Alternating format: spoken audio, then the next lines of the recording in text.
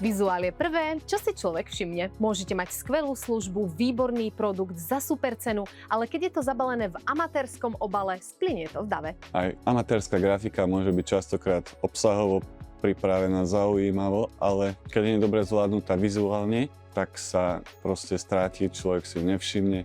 Práve preto sme tu my, profesionáli, ktorí vieme tie grafiky pripraviť tak, aby nesplynuli v dave, aby mali pre zákazníka tú správnu konverziu. Z toho je teda jasné, že profesionálna grafika nie je náklad, je to investícia.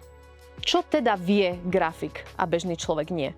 My teda ako profesionálni grafici vieme pracovať lepšie s priestorom, prvkami, farbami, vieme používať určité safe zóny, typografické pravidlá, aby oko pekne vizuálom prešlo od hlavného nadpisu až po výzvu. Ja tu viem pracovať aj s tými technológiami, ktoré máme. Ja viem, že mám špeciálnu tlačiareň na chromatické tonery, teda vyťahuje tieto magentové a cianové tóny do vyššej saturácie. Tým pádom máme žiarivejšie výsledky tlače, ako má konkurencia.